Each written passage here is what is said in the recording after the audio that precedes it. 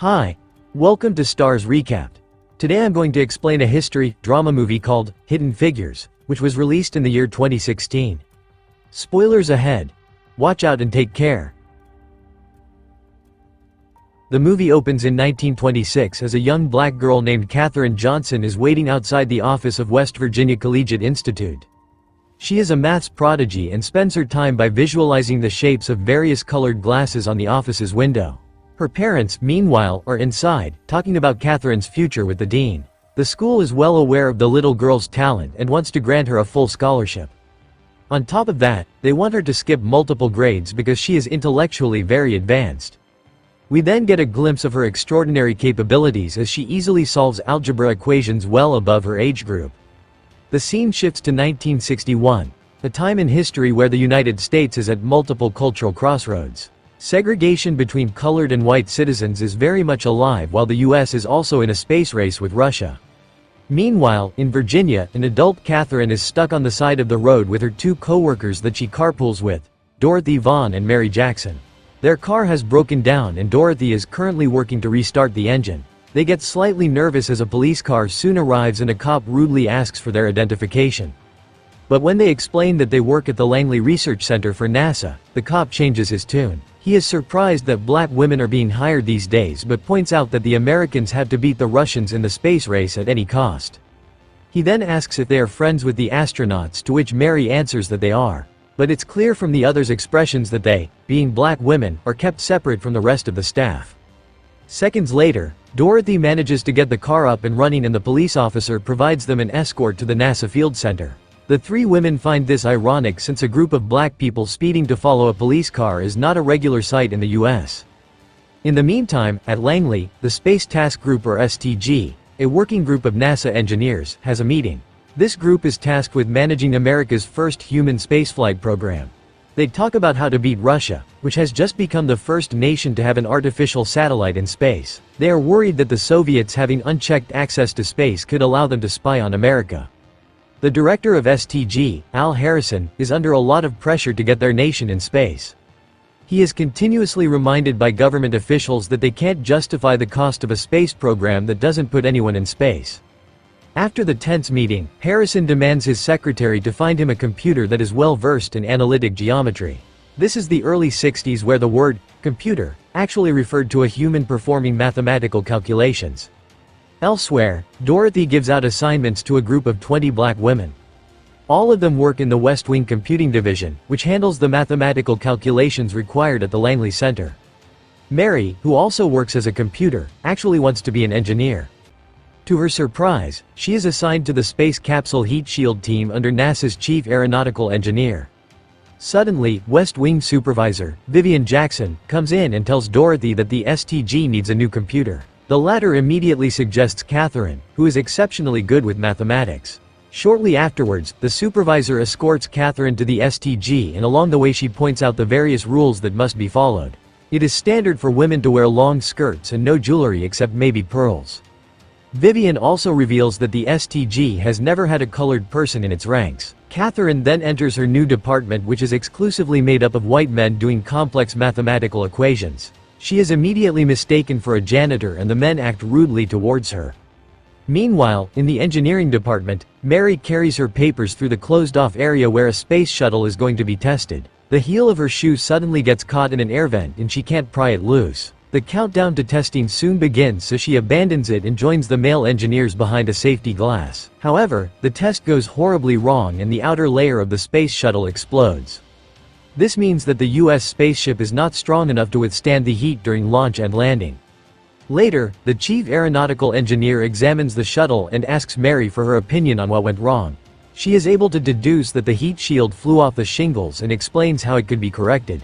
Impressed by her theory, the chief encourages her to leave the computing job for a vacant position in the engineering department. Mary is fully aware of her capabilities but points out that such posts are usually off limits for colored people. Back at the computing department, Dorothy is tired of handling the duties above her pay grade. She asks Vivian if she can be officially promoted since she has already been doing the work of a supervisor for the past 8 months. But the supervisor flat out refuses and Dorothy is forced to remain diplomatic about the decision. On the other hand, things are also going tough for Katherine on her first day. She is given a lot of calculations to cross-check by STG head engineer, Paul Stafford. He behaves curtly with her and says he needs them checked by the end of the day. On top of this, Stafford has also blacked out a lot of information as if Catherine couldn't be trusted with it. She is now forced to work with whatever little data that is available to her. As the day goes on, Catherine needs to use the restroom, but she is fully aware that there is no colored people bathroom in the Langley Center. She is thus forced to leave the building and run half a mile to the West Area Computer Division. She also brings her work with her and continues to proofread it while she pees. However, the subtle reminders of racism don't end there. When Catherine goes to pour herself a cup of coffee from the office's common pot, the other colleagues are unnerved and they think she is supposed to drink from a separate pot. That weekend, the three friends, Catherine, Dorothy, and Martha, go to a local church where the pastor introduces them as inspirations for the black community. A handsome Army colonel, Jim Johnson, who is also attending the prayer service, catches Catherine's eye. Later at the barbecue, he approaches her and the two have a sweet conversation. Jim is a tall, swanky man who seems to respect her struggle as a mathematician as well as a single mother. The following day at Langley, the NASA employees are gathered out on the launch site.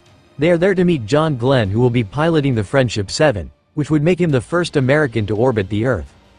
He is discouraged from greeting the black women, who are segregated from the white employees, but he comes over anyway and warmly shakes hands with every employee.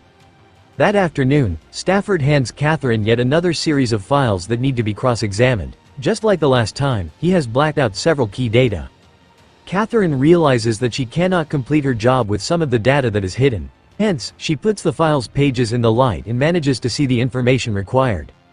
As everyone else is busy with their own work, Catherine steps forward to the STG's common blackboard. She uses the information from the files given to her and brilliantly solves a problem that had been plaguing the department for quite a while now. Later, when she makes half a mile trip to go to the colored bathroom, Harrison notices the solution on the blackboard. The scene shifts to a few moments later as Catherine is being questioned by Stafford and Harrison. The director seems to be impressed that she managed to work the problem even with the limited information.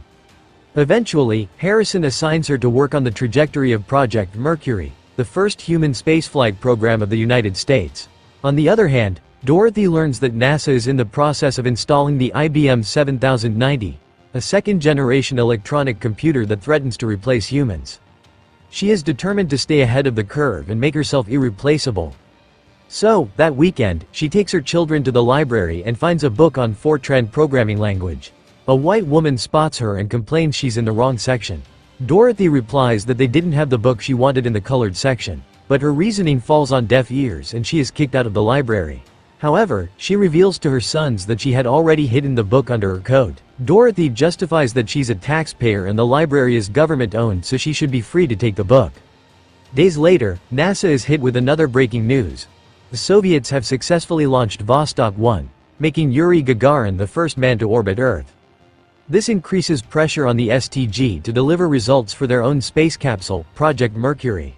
One rainy day, Catherine sprints the long distance to use the colored women's room back at the West Wing. Harrison, who is now under increasing pressure to produce results, notices her vacant desk. He confronts Catherine when she returns back and asks why she is gone for so long every day. Enraged, a soaking wet Catherine launches into a huge rant about how she has to use the colored women's room half a mile away from Langley. She has to face other acts of racism too. Her colleagues refuse to drink coffee from the same pot as her and she doesn't even make enough money to buy a simple set of pearls. Upon hearing all of this, Harrison sympathizes with her and heads to the West Wing. He knocks down the "colored women" bathroom sign with a sledgehammer. Harrison then announces that from now on, there will be no segregation of bathrooms at Langley.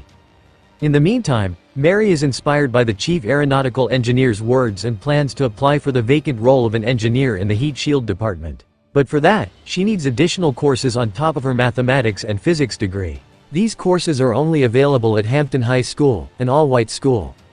Mary, unwilling to let go of her dreams, goes to the state court and gets permission to attend night classes at the high school. She later goes to class and the white students are taken aback, but it does not bother her. On the other hand, Dorothy sneaks into the data processing center and studies the IBM machine they've set up. She is slowly learning and also teaching the Fortran computing language to the black women at the West Wing. Back at the STG, Catherine voices to Harrison that she wants to be included in meetings that discuss Project Mercury's re-entry point. Some of the men protest, but Harrison agrees to let her sit in, stating that they all work together or not at all.